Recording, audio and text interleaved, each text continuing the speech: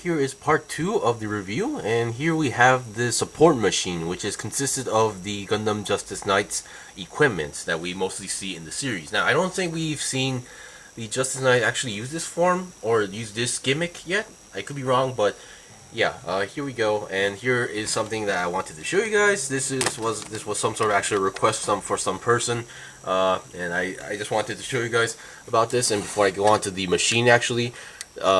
Here is what happened. So here I have actually spread out the legs regarding this, and wanted to show you guys how the legs change or how it works out. So I really think this gimmick might be meant for that explosion pose, because here's what happens. So the legs spread out a little bit too much, and the side skirts don't close down. So I don't want to say this, but I really think they added this gimmick to do that pose, for that one single pose. If I'm wrong, just leave it a comment. So because I'm kind of a little bit mind blown to the fact that yeah, just that pose is really for that gimmick.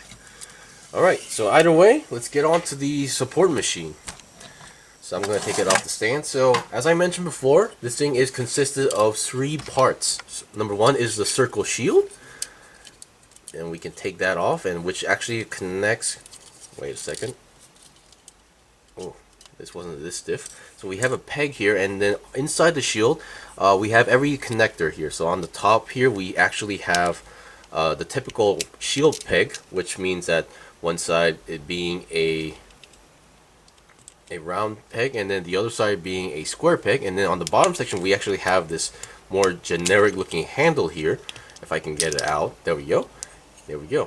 So we have this handle, and if you've noticed, the handle on the top section, there's actually a squarish part. This actually is an interesting gimmick, or something that's more considerate compared to the old handles we've seen so far, which I'll show you guys later. And here we have this section right over here, which is the cape / wings, and I believe these are called the the Night Wing. Sorry about that. So we have the Night Wings. They can spread out, and then this hole is pretty much for the connection, or if you're going to use this as a separate part for customization, you're going to use that hole. And yeah, the connector for this was very interesting. You can see these moving pegs right around here. So this is mostly meant for the Justice Knight itself. And then here we have its Lancer. Now, the Raite shot Lancer, but pretty much you can just expect it to be the same Lancers that we see, a normal shot Lancer that we usually see in the F91 series. So we have a handle, we have a hole, which is actually meant for the combination. And unlike Earth 3 Gundam's Earth Pack, this is actually can be consistent of its own. So kind of interesting. And these red sections here are all separate pieces. So the main handle part here is consistent of, I believe, 3 pieces, because you can take this section off. So the middle piece is, I believe, is a single piece, but for making the handle, these 2 sections were separate pieces, I believe, on each side. So yeah, technically you can change the position since it's on a peg. You can rotate it around, but I believe in the anime the guns or the machine guns were on the side, not on top and bottom. Alright, now let's try to attach these one by one. Now, I guess I should bring this back here. Okay, so I would like to do actually let's go with the easy ones first. Let's replug that in. So the wing sections were very interesting for me. So at first I was expecting these to be like thrusters, so I put them down, but you can put these down if you want to do so, but they don't go down that easily, because once you push this back in, this thing goes back in, so you have to pull these out a little bit, and then they'll start moving like normal thrusters. But once you attach the cape / wings, they will go back in.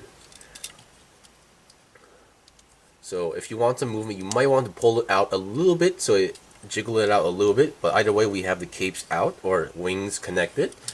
Let's go with the weapon. Now, I'm really glad with the weapon that you don't need to do the annoying thing, which is pretty much just plug it in the hand and you're good to go.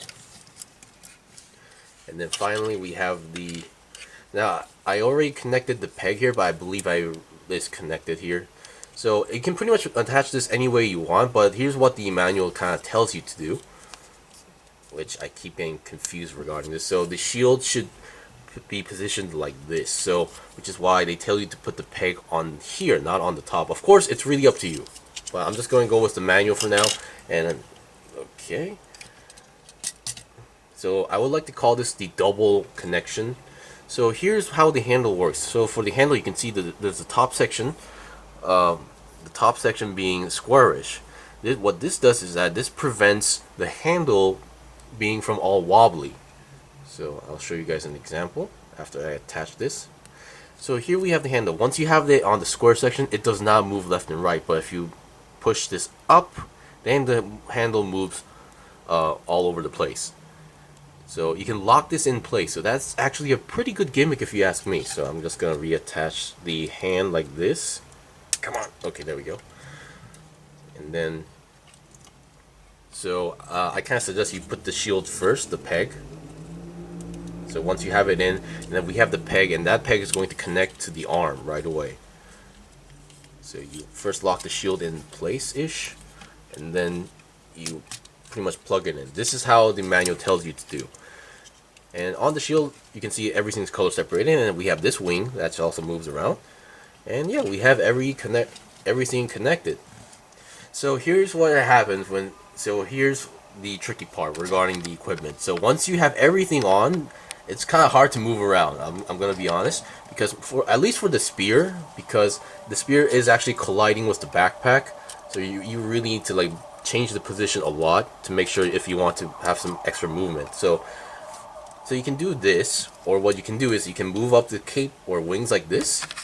This is actually a gimmick, and then you can spread out the wings.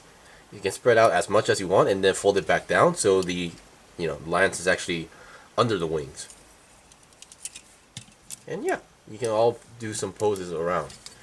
Now another thing is that what you can do is also that's mentioned in the manual is that once again we have this long section right over here. So this section, which once again has a squarish part, and this is actually mentioned in the manual. Oops. Yeah, once again, the main reason why you're seeing that constantly is that now the feet are technically flat, but for some reason they're one of those front, the front part is a moving feet, which is really, it kind of gets in the way in like getting locked down to place. Okay.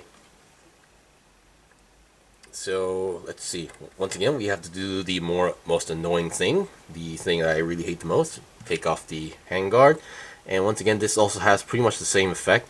So we have this handle, and then if you lock it into, if you put the square section on the handle, it does not move around. So that's what you want to do. Of course, if you want to somehow change the position, you can pull it up, reposition it, and then do it like this for some reason.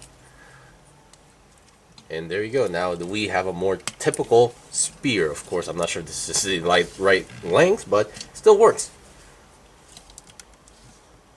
And we're pretty much done. So the thing is that it's for the weapon, of course. So what happens with the articulation is that with the cape or wings on the backside, you can still rotate it around, but once you have the equipment, everything gets a little bit messy to the point where a lot of stuff are colliding with each other. Because as you can see, even let's say I have the wings down, it's colliding with the sword sheath, so I have to move the sword a little bit up or frontwards. Then what happens is that this thing collides with the shoulder / armor sections right all over the place. So it does get a little bit messy once you have everything on. So which is kind of interesting, because in the anime they move all around the place.